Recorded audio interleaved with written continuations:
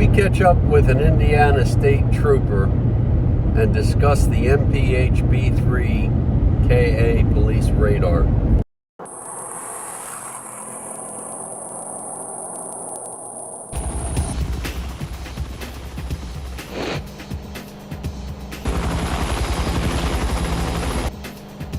Bomb 1392.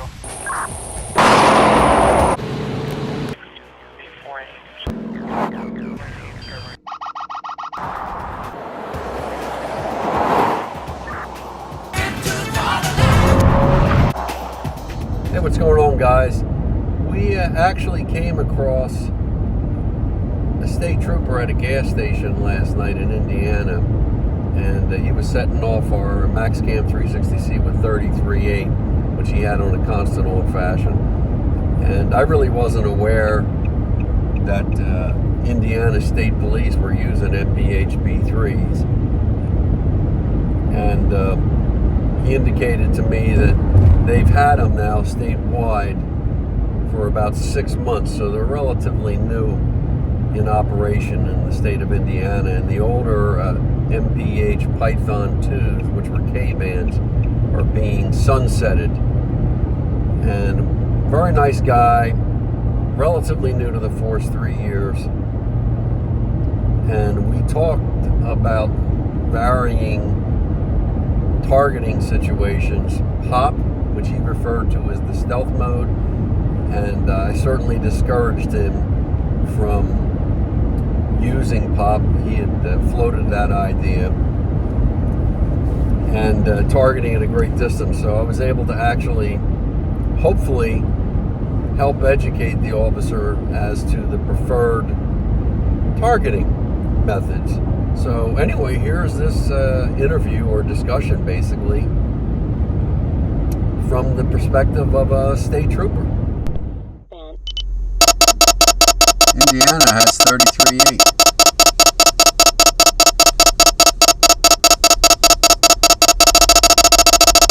Yep.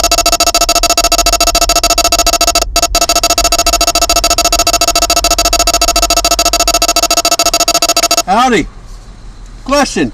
I got an answer. You're running MPH, right? What was that? An MPH radar.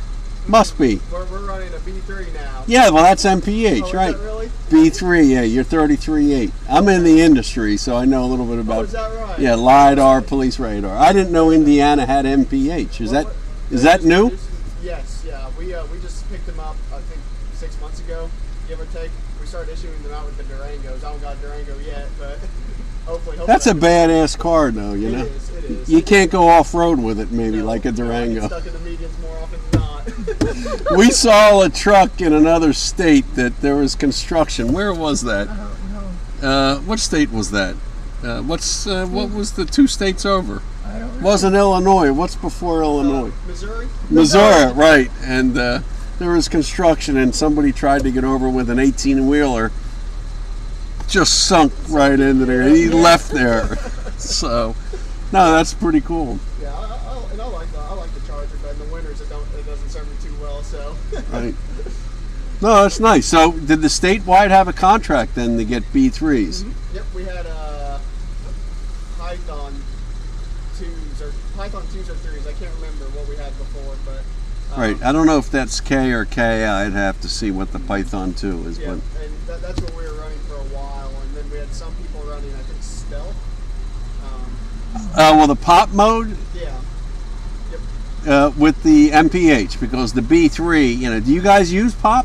I have it. I don't use it. I think it's a lot of work. You know, you have to get it into a mode, and then it's like, you're not supposed to write a ticket off that anyway. It's only to pre-qualify, and a trained officer is going to be able to observe, get a visual tracking history, and then turn on the radar. It's off by a little bit, isn't it? Isn't POP, give or take, 30 miles per hour? It could be, because it's like either a 67 millisecond blast or a 16 or 16 millisecond, just like a boom. Yeah. And it's just not enough reliability, I don't think. You need a visual you need a tracking history. And that's the thing. They say don't write tickets on POP. I don't use it anyways, but if you see a car's going 90 miles per hour before you use it, you know they're visually fast. You get them going 88.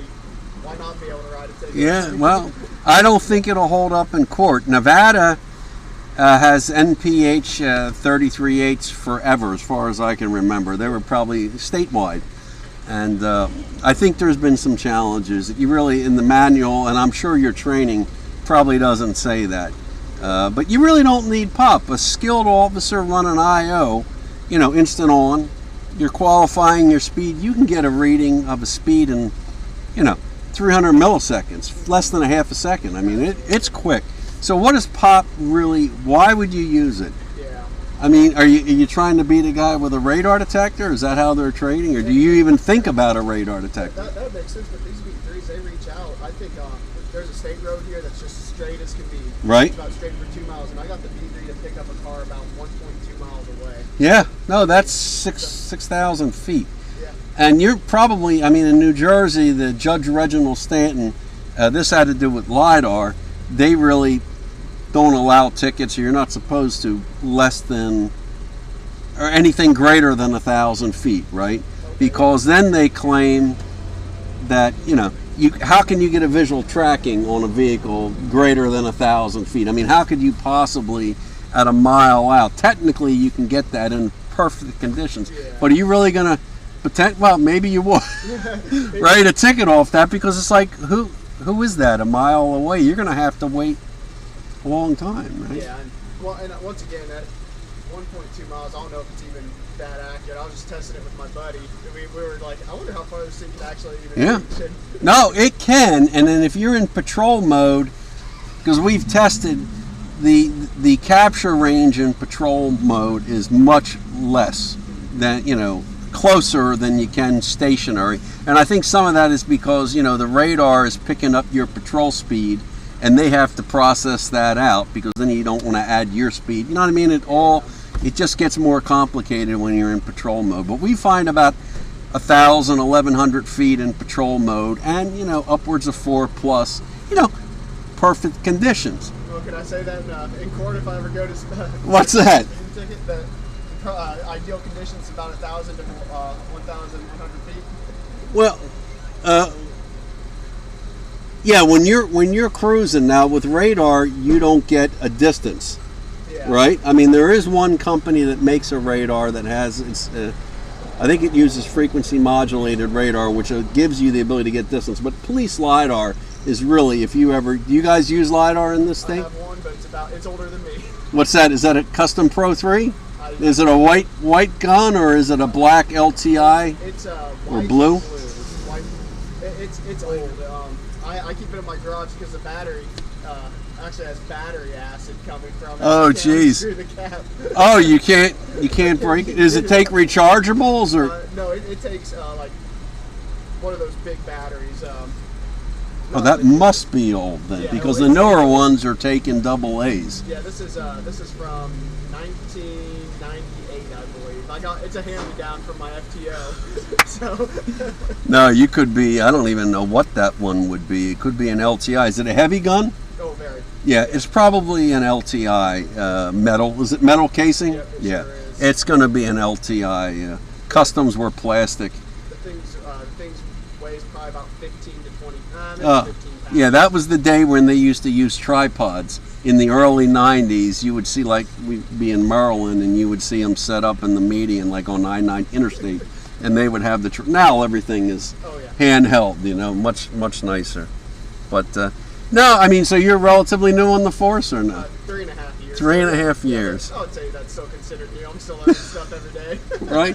I find, from speaking with officers over the years, younger guys who are on the field, less, are more inclined to be, I don't want to say aggressive or pushing radar or laser, but I think the older senior guys, they get a little bit more laid back, and sometimes just leave the radar on, set a speed, and just leave it on, as opposed to working. Because if you're patrolling, I mean, you got now multimedia, right? You got a laptop. Yeah.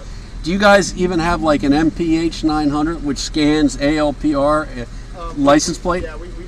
Some troops are closer to Indianapolis. You'll see that more often, but down here they don't issue us that. No, and they're tasking you with a lot of things. I mean, you talk about drivers with phones and being distracted, but you guys got a lot of things going on, right? It's almost like a little space shuttle. Exactly. So what, you're going to be running radar in an instant on fashion. You know, you're going to have to, I don't know. You'll find your pace, I guess, but you know.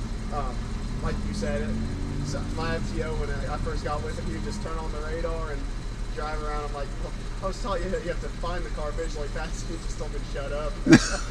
No, right. I mean, the nice thing about it too is, I mean, I like IO because it really, especially from the stationary, because it forces the officer to really qualify the speed visually, because radar really should be used as a verification to what you believe, right? It's a math, you know, that kind of thing. And I like that because, you know, you can see, obviously in traffic, you can see vehicles passing often in the left or whatever. You can figure. Yeah. But, you know, running it on, constant on, you can set a threshold speed so you're not being bothered with all that stuff until you hear. Do you guys run with Doppler? Do you hear the sound so you can? Yeah. It's loud. It's like a screaming eagle. Right. So you'll be able to tell just from the sound that you got a speeder, which is a nice feedback. But after a while, it gets to be a little, you know, it's like noise, right? I mean, it's just like you'll go to sleep listening to that stuff. Like, you know, you'll hear it. It becomes that white noise. Yeah, exactly. Well, it was really nice meeting you. Are you going to get your Durango? Is that like a seniority thing, or? They're issuing them out around, once I get this thing to 150,000 miles. That's when we're getting rid of the Chargers completely. So. Right, just because it's not practical in the bad weather here, or off-road, or? I think a little bit of that. We're running into a lot of issues up north in Indiana near the Great Lakes and whatnot with them. On top of that, they're discontinuing V8 all-wheel drive. Oh, they're discontinuing the Charger altogether. Right.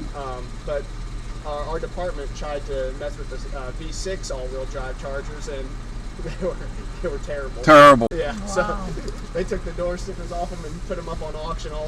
Now, do you take these? Are you able to take your own vehicle home, or do you? Yep. So you have them, right? Yep. Absolutely. Oh, good. All right. So I can't complain too much. This department's giving me a lot. So. Good. Are you from the state originally, or? Yeah, I am. Yeah. I'm not from this area. They moved me down here, but I've come to love it, so Yeah, I'm not going nice. anywhere.